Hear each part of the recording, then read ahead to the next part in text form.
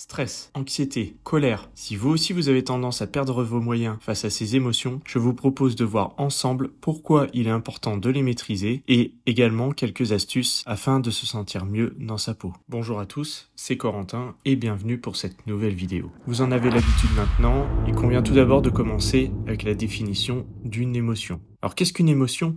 C'est une réaction psychologique et physiologique du corps face à un stimuli. Il est important de préciser que cette réaction est inconsciente et non réfléchie, raison pour laquelle il ne sert à rien d'essayer d'empêcher leur apparition, mais plutôt d'essayer de les maîtriser. Ceci, j'y reviendrai plus tard. Commençons tout d'abord par classifier les émotions, et c'est un travail très difficile. Cependant, certains scientifiques, comme le psychologue Robert Plutchik, ont effectué des travaux approfondis à leur sujet. On s'accorde sur le fait qu'il existe 8 émotions primaires, également présentes chez les animaux, à savoir la joie, la confiance, la peur, la surprise, la tristesse, le dégoût, la colère et l'anticipation. Pour chacune d'entre elles, on obtient différents degrés en fonction du niveau associé. Par exemple, si on prend la peur, au stade le plus bas, on est juste sur une appréhension, et au stade le plus haut, on peut arriver à de la terreur. Il existe ensuite 3 niveaux.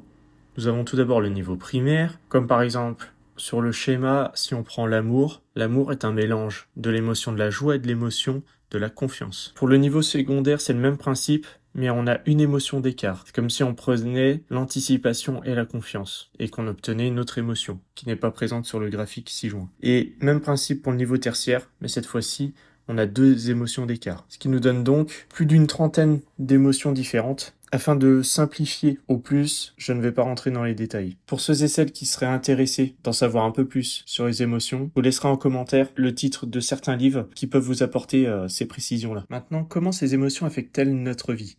Eh bien, c'est très simple, parce que les émotions font partie intégrante de notre vie. C'est ce qui fait d'ailleurs de nous des êtres et non des robots. Donc, comme je l'ai dit, les émotions nous guident tout au long de la journée. Que ce soit pour savoir ce qu'on va manger ce soir, ce qu'on pense de quelqu'un, lorsqu'on vit une situation nouvelle, lorsqu'on regarde un film, etc. Et d'ailleurs, les sociétés l'ont bien compris, car l'un des exemples frappants est le marketing. Que ce soit pour une pub, pour un produit alimentaire, qu'est-ce qu'on va faire? On va mettre en avant le produit. On va faire en sorte que le produit soit beau, que le produit donne envie. On va faire en sorte, dans la pub, que la personne qui mange le produit soit contente de manger ce produit. Tout est fait pour nous amener à avoir des émotions, nous amenant à acheter le produit. Ou encore les films. Et c'est ce qui fait qu'on adore consommer des films, des fictions, etc. C'est que ça raconte une histoire. C'est d'ailleurs pourquoi le storytelling est très important. Et leur objectif est de tenir le spectateur afin que justement il s'identifie aux personnages, etc. En bref, les émotions nous guident et contrôlent nos vies. Il est donc important d'apprendre à les maîtriser, afin qu'elles ne contrôlent pas notre vie de la mauvaise manière. Prenons l'exemple du dégoût. Certains déjà auraient tendance à dire que c'est une émotion négative, et donc de classifier les émotions, par exemple la joie, une émotion positive, le dégoût, une émotion négative. Cependant, les émotions ne sont ni positives ni négatives. Ce sont leurs conséquences, la façon dont elles nous affectent qui peuvent l'être. Je voudrais vous raconter une histoire qui image bien ces propos. C'est l'histoire d'un jeune homme, adolescent, qui, comme beaucoup, était souvent frustré. Effectivement, il demandait des choses à sa mère qui lui disait non.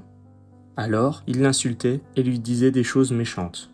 Un jour, son père lui a demandé, à chaque fois qu'il ressentait de la colère contre sa mère, de planter un clou dans une planche en bois. Le garçon obéit et au bout de 2 semaines, sa planche était pleine de clous. Son père lui demanda alors de retirer les clous un par un. Une fois ceci fait, il ne restait plus qu'une planche avec plein de trous à l'intérieur. Son père lui dit alors: « Tu vois cette planche ? C'est le cœur de ta mère. Et les trous, ce sont tous les impacts de ta colère sur elle.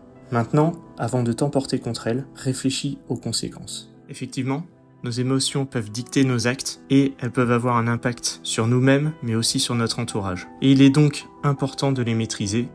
Voyons à présent quelques conseils que moi personnellement j'applique afin de maîtriser mes émotions. J'ai choisi de catégoriser ces conseils du plus simple au plus compliqué, car certains peuvent être applicables dès à présent et d'autres vont nécessiter un petit peu d'entraînement afin qu'on les maîtrise pleinement. Donc le premier conseil, c'est le soutien. Alors c'est très simple, cela consiste à partager ses émotions avec des proches, famille, amis, afin de soulager les émotions que l'on a en nous. Effectivement, je pense qu'on a tous vécu le fait de garder des émotions plus ou moins fortes en nous pendant très longtemps. Et à partir du moment où on en a parlé, on a senti une libération. Et c'est justement ça que l'on va rechercher. Deuxième conseil, être calme. Cela va nécessiter un peu d'entraînement pour ceux dont ce n'est pas l'un de leurs atouts. mais c'est l'un des points qui, personnellement, m'a le plus aidé à désamorcer des situations. Une fois, en gendarmerie, nous étions en patrouille avec des collègues, et on nous appelle pour nous dire qu'il y a quelqu'un qui embêtait les passants dans la rue, et que cette personne était virulente et alcoolisée.